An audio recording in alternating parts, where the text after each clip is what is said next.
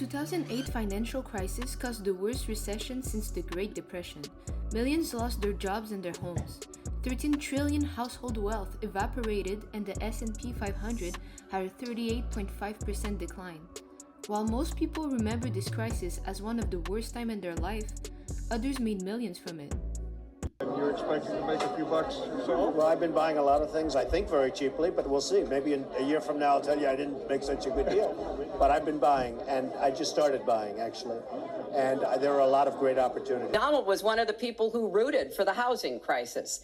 He said back in 2006, gee, I hope it does collapse because then I can go in and buy some and make some money. Well, it did collapse. That's called business, by the way. 9 million. Recessions hurt the majority of the population, but if you're a billionaire, it's an amazing opportunity to buy properties at a cheap price and accumulate even more wealth. 8 million homes were foreclosed during the recession, but what happened to these homes?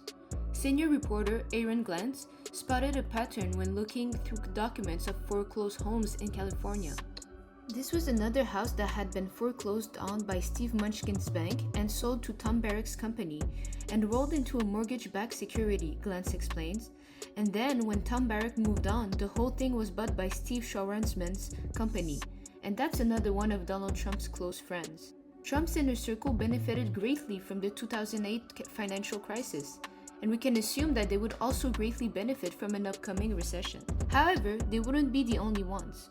The Russian government would also be very pleased to see a recession in the US. The Putin administration has been linked to Project Russia, a series of books that offer a detailed plan on how to destroy democracies around the world through economic instability. We believe that a new phase is coming in the development of human society. All will collapse, both Europe and America, and the US dollar. It's a matter of time. By the way, if the dollar collapses, after that crashes the old world order.